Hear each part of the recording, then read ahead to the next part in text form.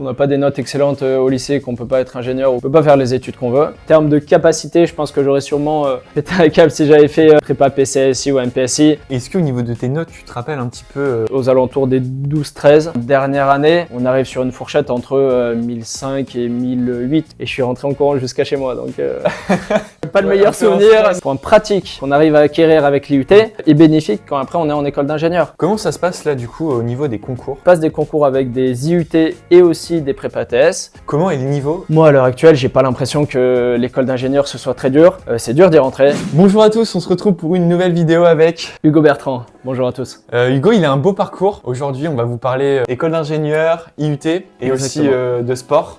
Donc ça va être vraiment une très belle vidéo. Si vous me connaissez pas, je m'appelle Thomas, je suis étudiant, je suis en école d'ingénieur moi aussi comme Hugo, en alternance. Je vous propose du coup des vidéos sur l'orientation, sur les études pour vous permettre de réfléchir, d'avoir aussi une idée de ce qu'on peut faire parce que c'est pas facile de choisir ses études. Donc n'hésitez pas à vous abonner. Allez, c'est parti. On y va. Hugo, est-ce que tu pourrais te présenter en quelques mots, dire d'où tu viens, ton âge et puis ce que tu fais actuellement? Oui, donc moi c'est Hugo, j'ai 24 ans, je viens de Vichy et là je suis en école d'ingénieur à Paris par alternance dans l'école des arts et métiers. Et je suis en alternance dans l'entreprise Technip FMC. On va retracer un peu ton parcours, pour savoir un peu comment tu as fait pour en arriver là parce que les arts et métiers c'est quand même une école qui a de la renommée. On l'a dit un peu dans l'intro, moi je fais du vélo comme sport. Donc j'ai un parcours qui a été rythmé entre le vélo et les études. J'ai commencé donc à Vichy avec un bac S SVT, donc pas forcément de mécanique à la base. J'ai ensuite continué par un DUT GMP, donc génie mécanique et productique, que j'ai fait en 3 ans au lieu de 2 parce que j'étais en section aménagée pour les sportifs. Donc j'avais cours les matins et sport l'après-midi. Ouais, donc ça devait être assez intense. C'était assez intense, il y avait beaucoup de sport. J'ai pas été super assidu, on va dire, en termes d'études. Je l'ai été un minimum, mais pas suffisamment pour avoir les écoles que je voulais à la fin du DUT. Donc j'ai fait une prépa API que j'ai fait à l'ECAM Lyon. C'est un similaire à ATS. Et suite à cette école, je suis rentré aux arts et métiers. On va rentrer un peu plus dans les détails. On a envie de savoir un peu du coup tes notes, comment tu t'organisais, comment tu as géré un peu ce sport-études.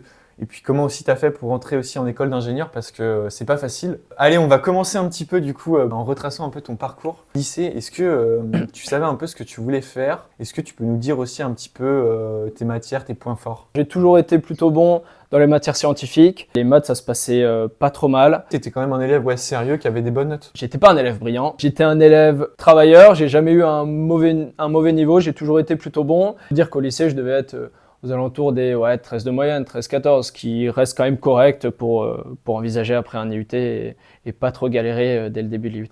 Après, je me suis retrouvé à la fin du lycée où je savais pas forcément ce que je voulais faire. Je me suis dirigé vers l'IUT parce que déjà il y avait cette section sport qui était intéressante et en plus je me suis dit j'aime le vélo, j'aime la mécanique vélo, peut-être que le génie mécanique et productique ce sera quelque chose qui va m'intéresser. Mais j'y suis allé un peu par hasard. Hasard qui a plutôt pas trop mal fonctionné parce que ça me plaît. J'ai pas été matrixé dès cette période lycée à me dire ouais il faudrait que je fasse une prépa, il faudrait que je fasse tel IUT. J'étais pas hyper renseigné là-dessus. Pour ça aussi qu'on fait et que je fais des vidéos, voilà, que j'interviewe des étudiants, des gens qui font des études, pour pouvoir voilà, vous parler aussi un peu de ces parcours. J'étais un peu dans ce cas-là aussi où à 18 ans c'est compliqué de choisir, de savoir ce qu'on veut faire. Et voilà, c'est pas parce qu'on sait pas qu'on va pas réussir. Hein, t'en es la preuve aussi. Donc du coup, t'as parlé de prépa tout à l'heure.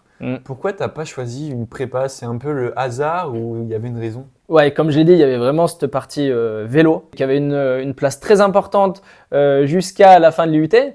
Et ouais, il y a eu ce déclic à la fin de l'IUT où je me suis dit, bah, t'as pas les écoles que tu veux en école d'ingénieur. Et donc là, maintenant, il faut se mettre un peu à bosser. La prépa, ça m'a vraiment ouvert les yeux à ce niveau-là. C'est vraiment ce double tranchant qui a primé, ce côté d'abord sport et après plutôt études. Et c'est pour ça que j'ai pas fait une prépa directement après le lycée. Et puis aussi, je pense que en termes de capacité, je pense que j'aurais sûrement pété un câble si j'avais fait prépa PCSI ou MPSI parce que déjà, j'avais pas le niveau peut-être scientifique pour le faire.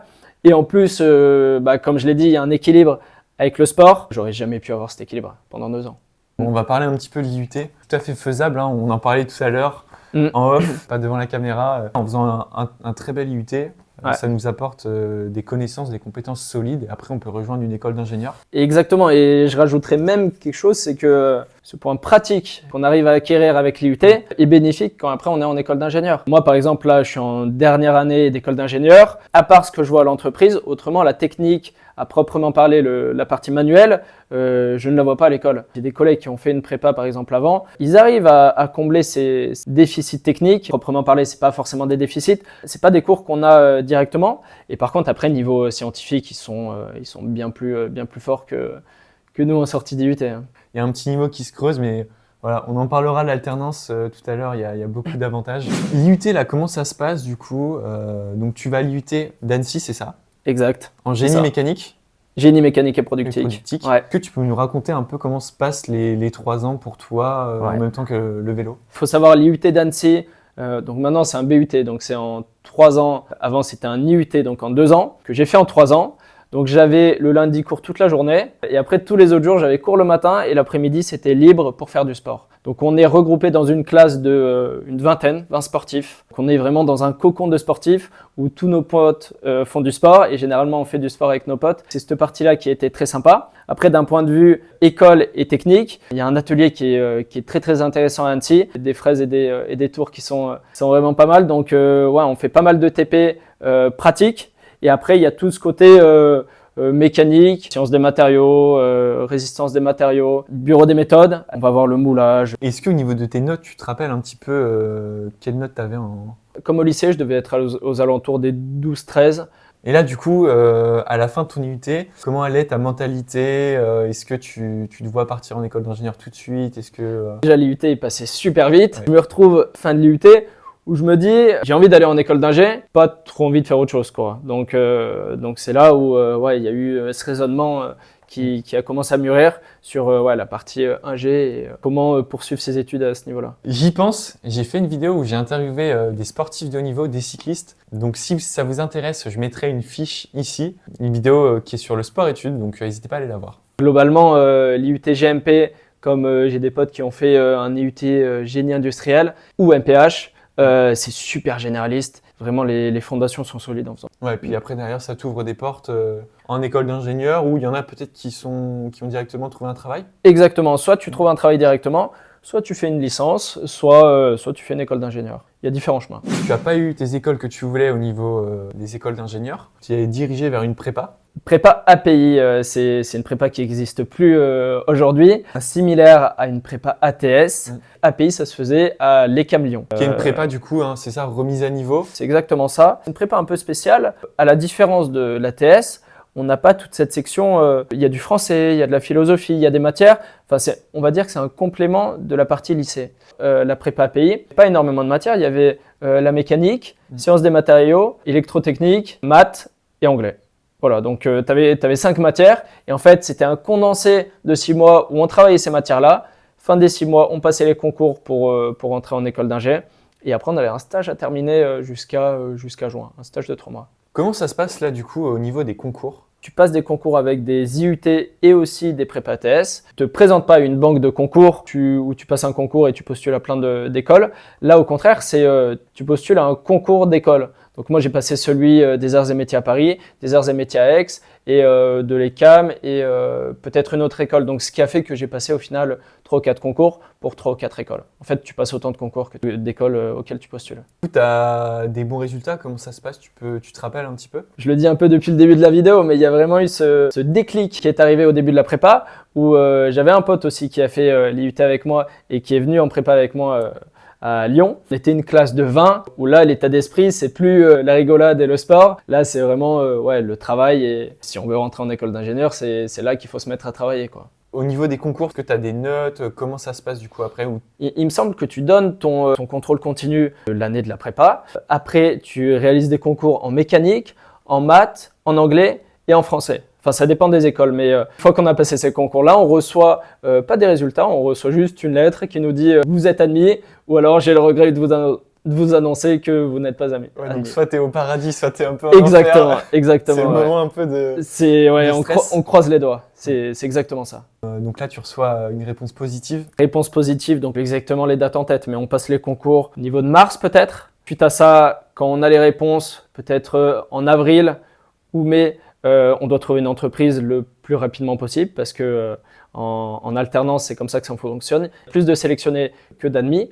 Donc, ce qui fait que au plus rapidement tu trouves une entreprise, au plus tu es sûr d'être pris, quoi. À partir de ce moment-là, mon seul objectif, c'était de trouver une entreprise. Pas mal postulé pour beaucoup d'entreprises. Au final, j'ai trouvé mon bonheur à Paris. Tu as été pris du coup aux Arts et Métiers de Paris.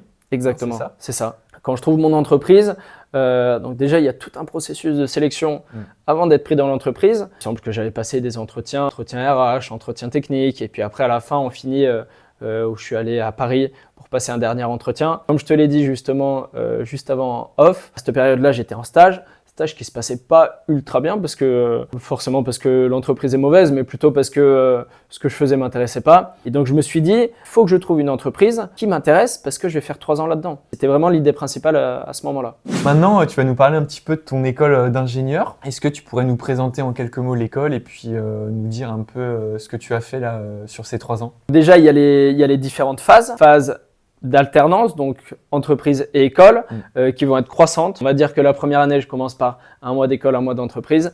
Et la dernière année, c'est 5 mois d'école, 7 mois d'entreprise. Donc, on a vraiment… Ça augmente, c'est ça, petit à petit. Exactement, c'est croissant. Et on a vraiment cette évolution en tant qu'élève ingénieur et du coup futur ingénieur. On nous laisse le temps d'évoluer. Après, en termes d'école et donc de modules, donc c'est sur 3 ans, mais je trouve qu'il y a vraiment 2 phases. La première année et demie où c'est assez technique, des matières qu'on a déjà vues à l'IUT ou en prépa. Est-ce que tu peux nous rappeler du coup pour la caméra ta spécialité? Moi, c'est génie industriel, ma génie spécialité. Industriel. Et est-ce que tu peux nous dire du coup au niveau de tes modules, tes matières Je vais avoir supply chain, je vais avoir des maths, des probas, des stats, traitement des données expérimentales, de la mécanique. C'est très généraliste comme école. Et bien que la spécialité soit génie industriel, on a vraiment ce pilier sur les matières mécaniques et scientifiques qui est assez important. Et c'est des matières qu'on a déjà vues généralement à l'IUT et qu'on revoit de manière plus approfondie en école d'ingénieur. Justement, j'avais posé la question, peut-être pour les gens là, qui sont en IUT ou qui sont au lycée, qui veulent faire une école d'ingénieur plus tard. Comment est le niveau par rapport à l'IUT?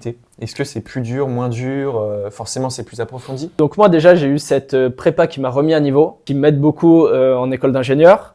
Moi, à l'heure actuelle, j'ai pas l'impression que l'école d'ingénieur ce soit très dur. C'est dur d'y rentrer. Plus ou moins dur, ça dépend des personnes. En plus, qu'on a ces périodes d'alternance qui permettent de penser à autre chose quand on est en entreprise. Qu'est-ce que tu fais comme alternance?